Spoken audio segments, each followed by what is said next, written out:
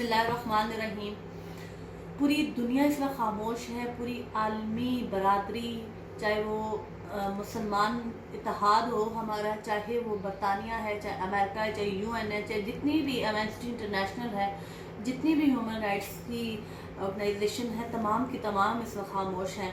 हिंदुस्तान किस तरीके के साथ पिछले 15 रोज़ से मुसलमानों को उनकी नस्ल कुशी की जा रही है। पहले आज 150 दिन के करीब हो चुका है कि मुसलसल जो है वो कर्फ्यू लगा के कश्मीरियों को कैदोबंद किया गया था, लेकिन आज ये हालात हैं कि CAA और NRC के ज़रिए जो मुसलमान हिंदुस्तान में रहते हैं उनकी शहरियत को सल्ब करने के चक्कर में मुसलमानों को शहीद किया जा रहा है, मुसलमानों की नस्ल कुशी की जा रही है और पूरी दुनिया इस पर खामोश है।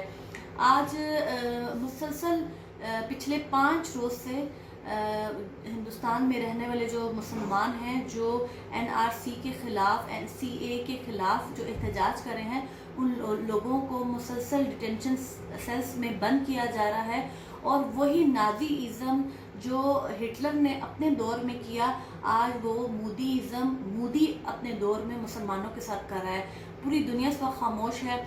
मैं तमाम लोगों से अपील करूंगी कि हिंदुस्तान का चेहरा, जो मकरू चेहरा, उसको बेनकाब करें और मुसलमान जो वहाँ पे इतना जुल्म हो रहा है उसको रुकवाने के लिए पूरी दुनिया में अपील करें कि ये जुल्म होना बंद करें। वो मुसलमान कहाँ जाएंगे? जो 25 करोड़ मुसलमान हिंदुस्तान में रहते हैं वो कहाँ जाके रहेंगे अगर हिंदुस्तान उनकी शहरियत को सल्ब कर देगा या उनकी जेनोसाइड करेगा?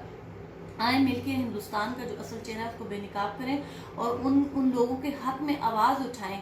इस तरीके से आज हिंदू कम्युनिटी हो, चाहे वो सिख कम्युनिटी, कोई भी है, आज वो CAA और NRC के ख़िलाफ़ एहतजाज कर रहे हैं।